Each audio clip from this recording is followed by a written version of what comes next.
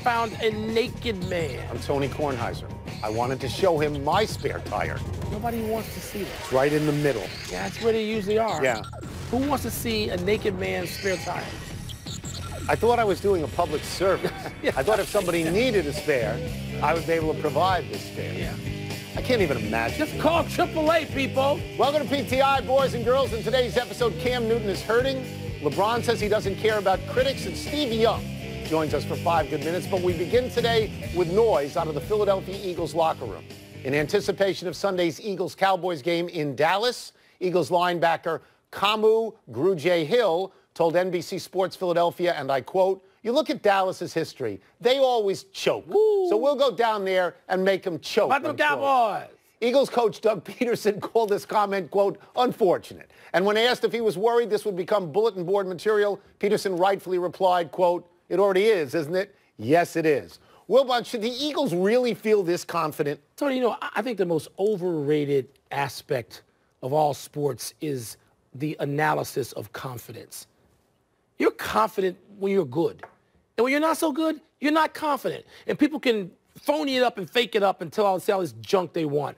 The Eagles have to hate the Cowboys already. And the Cowboys have to hate the Eagles already. I think that division, the NFC East, has more cross-hatred than any other division in pro football. So they already hate each other. What difference does it make if there is more bulletin board material? I love the phrase, and I think it was DeAndre Jordan who said it first, somebody was smelling themselves. Yes. Well, not the first, Eagles have no right to be smelling themselves at the moment. But they do anyway. The Eagles already played Dallas once, right, in Philadelphia and lost that game. Yep. The Eagles have won 2 in a row for the first time all year. They beat 2 lousy teams, the Giants and the Redskins. They beat them in Philadelphia land. Dallas has won 4 in a row to this point.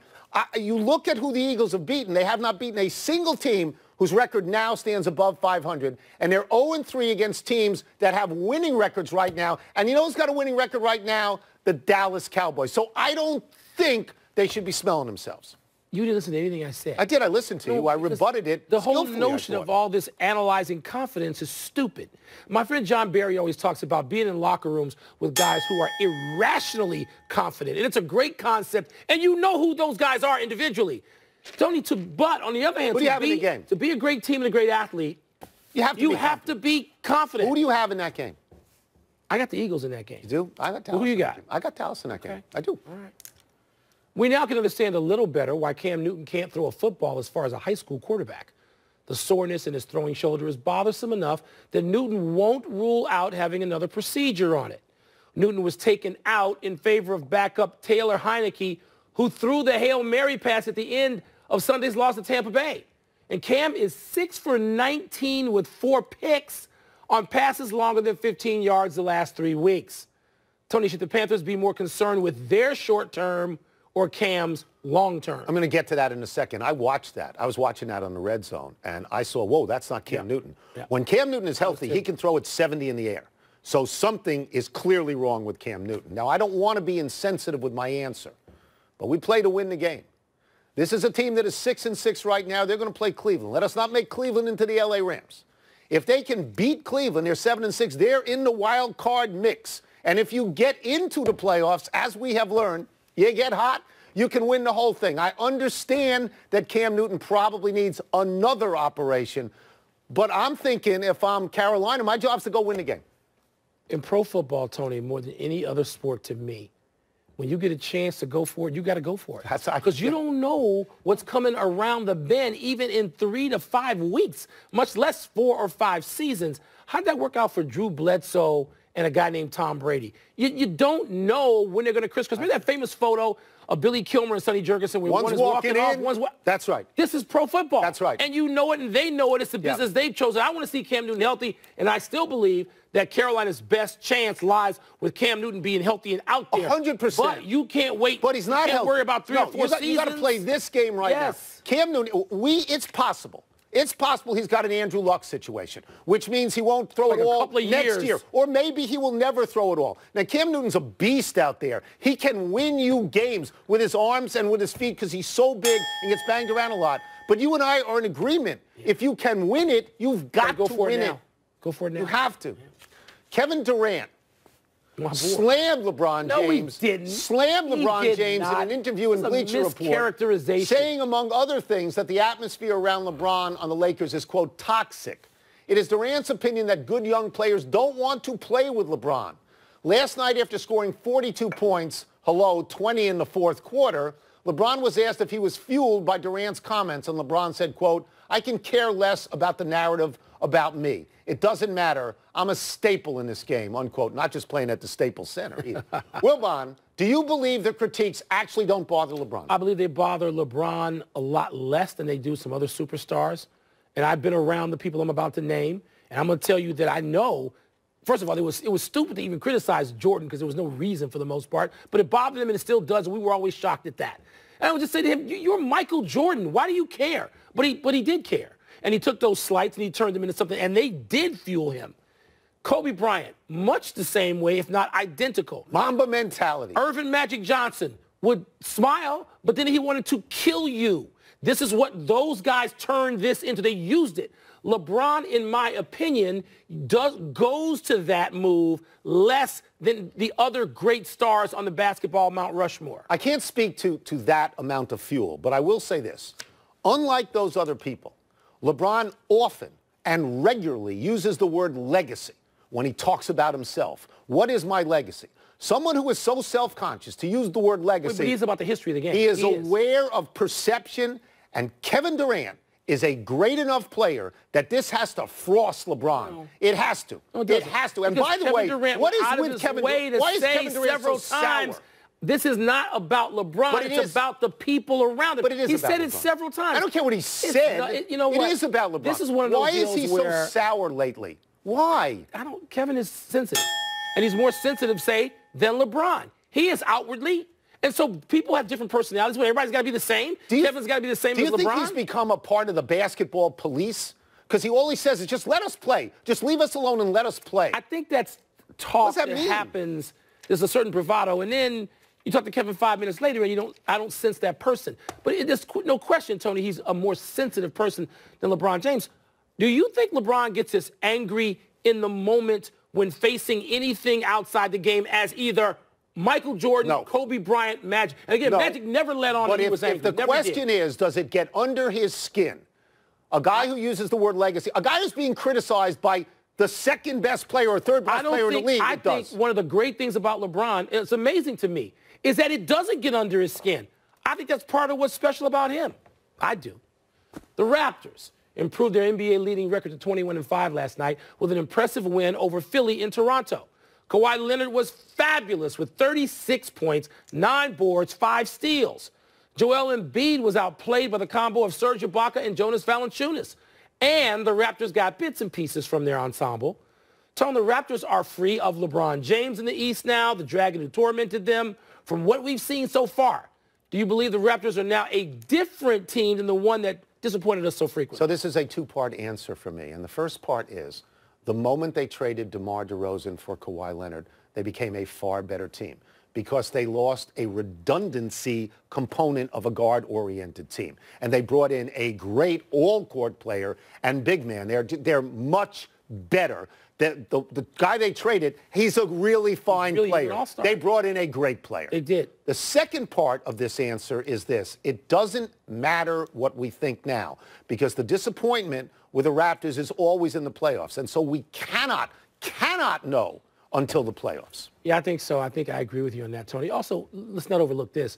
I mean, Kyle Lowry didn't have big numbers last night. He didn't need to. But Kyle Lowry, because of that trade, becomes a different player. Better player. Necessarily. I think more effective. Yes. I think he's more effective with what they do, and you just not see how slamming really DeRozan. Good he is. It's just a great trade. It is. And Kawhi Leonard has a slightly different skill set, and defensively, and there's nobody out there other than Draymond Green in terms of all-court defender who's as good as Kawhi Leonard. Those two are in a class by themselves. Tony, you're right. We can't really declare this until the playoffs. But from what we're looking at now, it looks as if the team that Nick Nurse has out there is different than the team that was fielded before. It looks like the surprise isn't that they beat Philadelphia handily. If they do, it's that Boston hasn't shown up yet. That's right. We have to see what that is. The Boston Red Sox, speaking of Boston, have signed Nathan Eovaldi, who was acquired midseason from Tampa, and was so good in the postseason, seemingly throwing every pitch 100 miles an hour. Reportedly, it is a 4-year deal for $16.8 million each year. Wilbon, this doesn't seem like a lot, particularly in light of the Patrick Corbin deal. So I'm asking you, is this a steal for the Red Sox? Yes. Yes. Blindfold and gun. This is a steal. How do they get him for 16.8 when your new boy Patrick Corbin is getting what? Not twice that much, but sizably, 24 million dollars a year? Maybe Evaldi loves Boston. He wants to stay there and doesn't want to consider anything else. Let me just say this. If I'm the Boston Red Sox, I'm going to go out of my way to keep the exact team that I have, which was the best team in baseball. That's right. And this guy went out there in September, had an ERA under 1.5. In the postseason, had an ERA of about 1.6. Plus, whatever they asked him to do. And it reminds me of Daniel Murphy when he had the great playoff for the Mets. And then he got the big free agent deal with the Nats. And by the way, in 2 great years with the Nats, batted about a composite .332 and had 48 homers and almost 200 RBI. So you don't have to worry about what happened in the regular season if the postseason is who the guy is. Yeah, but you still got to pitch through the postseason. Here's what's amazing. We talk about athletes and comparisons. He knows what the other players in the league make, presumably, around baseball. He must have wanted to stay. He knows the other pitchers who he must not consider quite as good as he has been. He knows what they're making. Doesn't that shock? When you saw the number. I thought it was low, but he's had 2 Tommy Johns. I don't know what's out there for him. Well, but hadn't Corbin had at least 1 Tommy John? One is not 2. Right. Let's take a break. Coming up, Joe Philbin hasn't called plays in 20 years. So how should Aaron Rodgers feel about his new coach calling them on Sunday? And is Kyler Murray leading toward playing in the National Football League? We're going to ask Steve Young what he would advise. 2 Tommy Johns. That's. You know what, though? It's you got to sit out. It's better than 3 Tommy Johns. Anybody have 3? I don't know that. I don't 3. know. Do I hear 3? I don't. Week 14 of the NFL season kicks off tonight, which makes it a perfect time to bring in Hall of Fame quarterback and the man who was picked just ahead of me in the 1984 supplemental draft, Steve like Young. 430 rounds. Let us start with this. This is just for ahead me. Of Reggie White. Yeah, that's right. This is the coolest question we got as far as I'm concerned. If you're Aaron Rodgers, how are you feeling about Joe Philbin calling plays for you, who last called a play in 1996 for Northeastern, which may or may not still have a football team? How do you feel if you're number 12 on that one?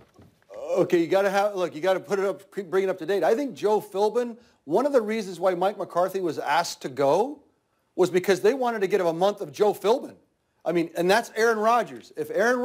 Look, Mike McCarthy and Aaron Rodgers, there was no, that's part of why it happened. No question. Does Aaron Rodgers have that kind of power? He didn't go in and say, I want him fired. It just was a stale relationship, and it got so stale they had to do something. Joe Philbin, they think, is a possible answer. So they want to give him a month to call plays. Aaron's looking forward to it, and despite the fact he hasn't called it since 19, whatever it was in 96. Northwestern, this is really something that they think might work. I think there's a sense that we want to know whether Joe Philbin can do this. So watch for this very closely. This could be something that at the end of the month, people say in the Packerland, because Aaron might say, he's my guy, and if they do well, they might just hire him.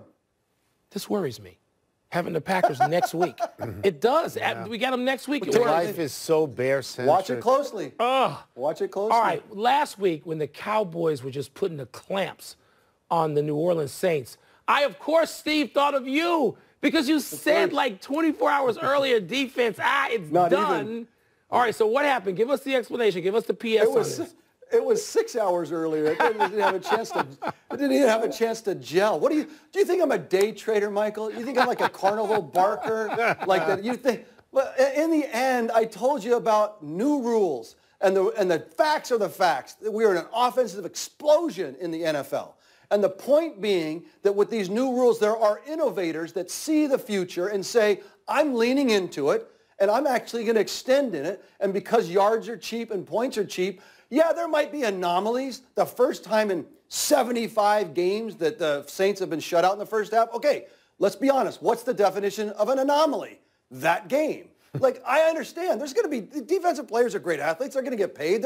I told you in January, there'll be a defense that maybe rises up and wins a big playoff game. Fine.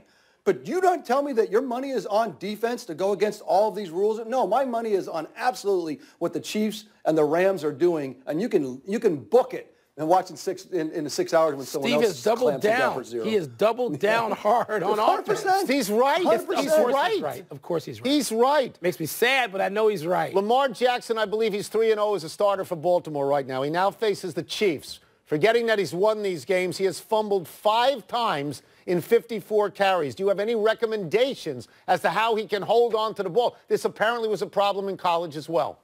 So it's recklessness. Most fumbling is recklessness because either you're not mentally prepared for what's happening. You see a lot of quarterbacks with strip sacks. They get strip sacked from the corner blitz because they have no idea it's coming, or they have no sense of what's happening in the pass rush. That's why the great players you find really nifty in the pocket, and especially you get out of the pocket, how you end the run, how you watch for people who are kind of, because the NFL, they are taught way more than college to go after that football. And so if you have a problem in college, you're going to expect that it's going to expand in the pros. So Lamar, if you're going to stay on the field, which is winning ball games, I mean, he's doing a great job, but they can't continue to have him be the featured back. You can't be the featured, I got so many plays in me, I can go win ball games. The NFL will, defenses, no matter how much they're hampered by the rules, they will kind of show up and stop that kind of thing. So Lamar Jackson's going to have to obviously hold on to the football, becomes a sense of place, like I understand what's happening in the play that's happening right now, and then he also got to recognize that I'm going to have to deliver the ball from the pocket. They're going to force him, and he's going to have to show that he can do that. Steve, you grew up at a time where great athletes always played more than one sport, so I'm happy to have you answer this question. Kyler Murray says he's going to talk to his family and those close to him after the season and discuss whether or not to play baseball or football. As you watch him, and I know this is a different time, your advice would be what? Yeah, I mean, baseball was my sport. When I was coming out senior in high school, I'm like, can I play baseball in college? But I pulled everything to second base. I couldn't hit. I drag bunted. I was all-state in Connecticut because I drag bunted 500 because I drag bunted every play. And I just got to first. They couldn't catch me. But I couldn't play the game I loved. Kyler, do you love baseball or do you love football? Because to me, you have the equal opportunity there. If you love one or the other, go for it. But if they're equal or close, then you get into, well, where can I make some money? Right? People are like, what's the best job? Well, that's kind of evened up because quarterbacking now can make you $100 million, where it used to be that was all baseball. Then you get into safety. Can I play for 15 years in football, or can I play 15 more years more likely in baseball? And that's why, it gets down to it. I think that if you have equal love and you're not sure, I think it ends up being baseball just because it's a little safer and people feel like they can play for a longer period of time. And that's what I would ask them, those questions. Which one do you love? And if not either one, it's probably baseball. Thank you, as always. It's wonderful to have you on the show. Thank you, Steve. Much appreciated. All right, guys. Sorry. Talk too much. See you later. No, you never talk too much. We talk too much. Let's take one last break. Still to come. T.O. and Ricky Williams are starting a new league. Another league. How many leagues? Is it How many football work? Leagues can there be? How many leagues? And will Tony apologize to Playoff P after his enormous performance last night? Yeah, you'll have to stay tuned, but let me say this briefly. No. No. This is a large...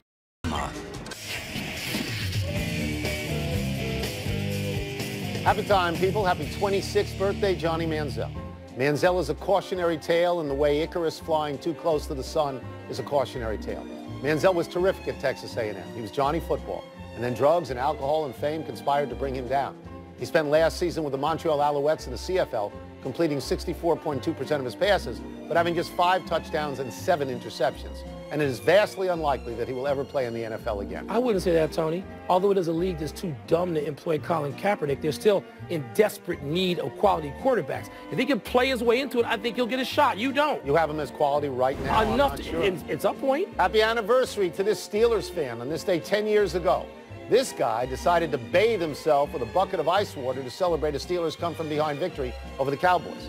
On a night when the temperature was in the low 20s and a wind chill of 9, this bozo was clearly out of his mind. We have no idea where he is now, but we have the same question now as we did then. How did he get possession of this bucket? Wait a minute. I thought you were always against calling out people in the stands for being dopes. And here you are doing it. Well, we didn't see his face, so it's okay. Happy trails to Washington's upset bid at Gonzaga. What would have been the greatest win in Mike Hopkins' career was thwarted last night with 0.5 seconds to go in a tie game when Gonzaga's Rui Hachimura hit a jump shot from the lane. He's good. Gonzaga remains unbeaten and will surely remain number 1 unless they lose to number 7 Tennessee this weekend. Let me ask you this. Gonzaga, which has been to the Final Four now. Finally, yes. Yes. Do you think they are fundamentally different than they were when they had great teams 8, 10, 15 years ago? I think they're awfully good now, and I think being in the Final Four helps you the next time around. Running out of show, we go to the big finish. Let's quickly. do it. Number 3 ranked recruit Vernon Carey Jr. picked Duke today over Carolina and Michigan State. Good choice? Sure, but Carolina and Michigan State would have been good choices too. Playoff P had 47 last night. The Thunder are now second in the West. You want to apologize to Paul George? No. Did they do it in the playoffs? Did they do it in the playoffs? We're not there yet. Playoff B. Derek Fisher is the new coach of the LA Sparks. Is that a good fit? I think it's a good fit. Anytime you join a team that's won 3 league championships, that's a good move. Good judgment. A group of ex-NFL players, including Ricky Williams and T.O., are creating a new league called the Freedom Football League. Another one. Is it going to work? This is the 3rd new league. All 3 are not going to make it. Maybe 1, not all 3. Last one, Knicks and Celtics tonight. 4th win in a row for the Celtics. The Celtics need to start winning. They look at Toronto ahead of them, and Philly playing well. They need to start winning too. We're out of time, and we'll try and do better the next time. I'm Tony Kornhuis. I'm Mike Wilbon. Same time tomorrow, Knuckleheads. You can get the PTI podcast on the ESPN app or Apple Podcasts.